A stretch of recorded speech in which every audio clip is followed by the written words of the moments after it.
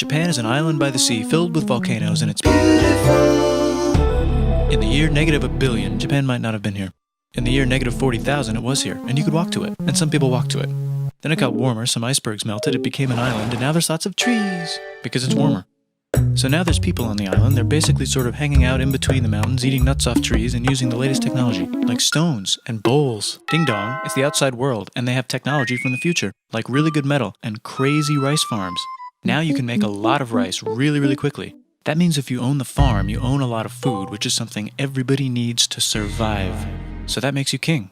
Rice farming and rice kingdoms spread across the land, all the way to here. The most important kingdoms were here, and here. But this one was the most important, ruled by a heavenly superperson, or emperor for short. Knock knock, get the door, it's religion. The new prince wants everyone to try this hot new religion from Biek. Please try this religion, he said. No, said everybody. Try it, he said. No, said everybody again, quieter this time. And so the religion was put into place, and all the rules that came with it. Then the government was taken over by another clique, and they made some reforms, like making the government govern more, and making the government more like China's government, which is a government that governs more. Hi, China, they said. Hi, dipshit, said China. Can you call us something else other than dipshit, said Japan. Like what, said China. How about Sunrise Land, said Japan. And they stole China's alphabet and wrote a book about themselves. And then they made lots of poetry and art and another book about themselves. Then they stopped moving the capital every time the emperor died and kept it in one place for a while, right here. And they conquered the north, finally. Get that squared away. A rich hipster named Kukai is bored with modern Buddhism, visits China, and learns a better version, which is more spiritual. Comes back, reinvents the alphabet, and causes art and literature to be great for a long time.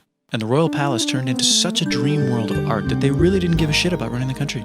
So if you live outside the palace, how are you supposed to protect your shit from criminals? Hire a samurai. Everyone started hiring samurai. Rich, important people hired samurai. Poor people who could not afford to hire samurai did not hire samurai.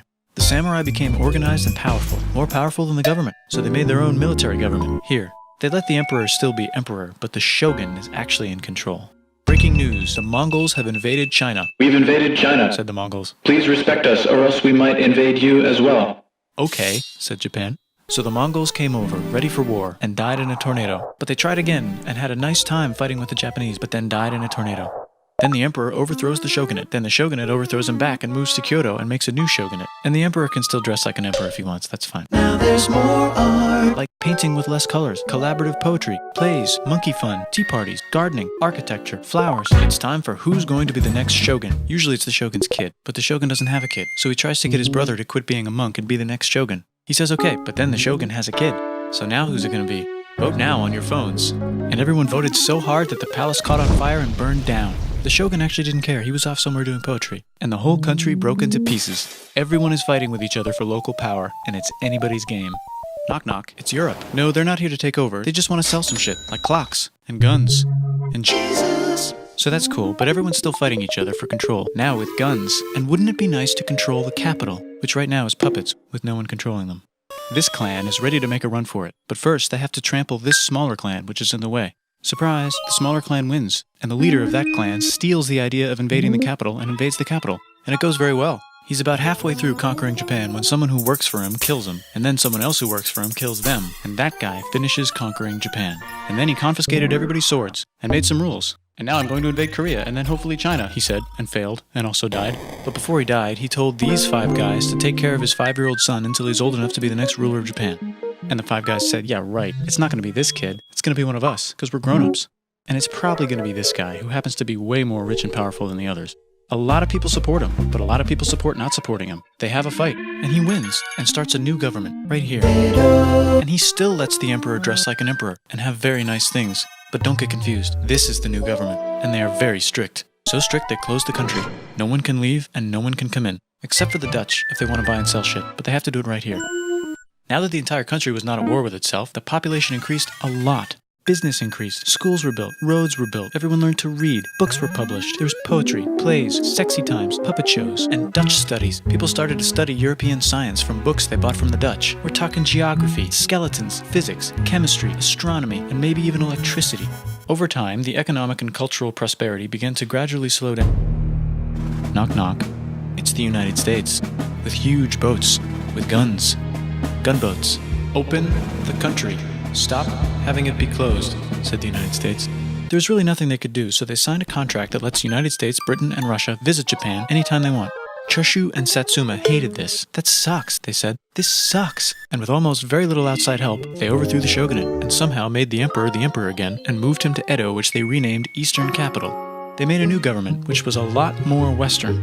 They made a new constitution that was pretty Western, and a military that was pretty Western. And do you know what else is Western? That's right, it's conquering stuff. So what can we conquer? Korea. They conquer Korea, taking it from its previous owner, China, and then go a little bit further. And Russia rushes in out of nowhere and says, "Stop, no, you can't take that. We were going to build a railroad through here to try to get some warm water." And Russia builds their railroad, supervised by a shit ton of soldiers. And then when the railroad was done, they downgraded to a fuck ton. Did I say downgrade? I meant upgrade. And Japan says, "Can you maybe chill?" And Russia says, "How about maybe you chill?" Japan is kind of scared of Russia. You'll never guess who's also kind of scared of Russia. Great Britain. So Japan and Great Britain make an alliance together so they can be a little less scared of Russia. Feeling confident, Japan goes to war against Russia, just for a moment, and then they both get tired and stop. It's time for World War I. The world is about to have a war, because it's the 1900s and weapons are getting crazy, and all these empires are excited to try them out on each other. Meanwhile, Japan has been enjoying conquering stuff and wants more. And the next thing on their list is this part of China and lots of tiny islands. All that stuff belongs to Germany, which just had war declared on it by Britain because Britain was friends with Belgium, which was being trespassed by Germany in order to get to France to kick France's ass because France is friends with Russia, who was getting ready to kick Austria's ass because Austria was getting ready to kick Serbia's ass because someone from Serbia shot the leader of Austria's ass. Actually shot him in the head. And Britain is currently friends with Japan, so you know what that means. Duh, Japan should take the islands. Which they wanted to do anyway, so they called Britain on the telly to sort of let them know. And then they did it. And they also helped Britain a little here and there with some errands and stuff. Now the war is over, and congratulations, Japan, you technically fought in the war, which means you get to sit at the negotiating table with the big dudes, where they decided who owns what. And yes, Japan gets to keep all that shit they stole from Germany. You also get to join the post-war mega alliance, the League of Nations, whose mission statement is to try not to take over the world.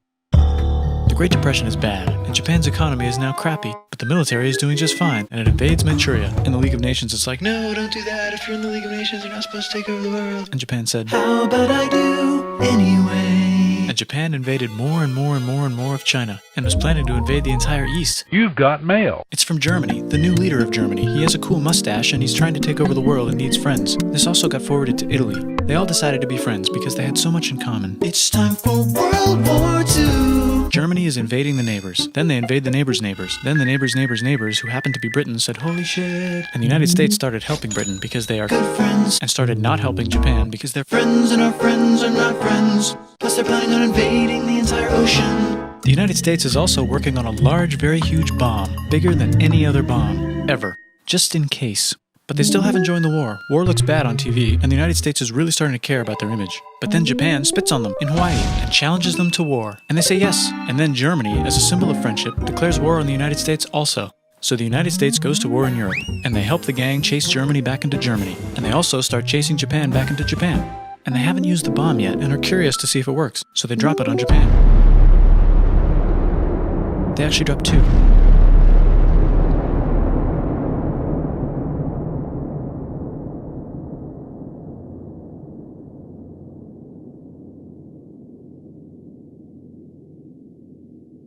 The United States installed a new government, inspired by the United States government, with just the right ingredients for a post-war economic miracle. And Japan starts making TVs, VCRs, automobiles, and camcorders as fast as they can, and also better than everybody else. They get rich, and the economy goes wild, and then the miracle wears off. But everything's still pretty cool, I guess. But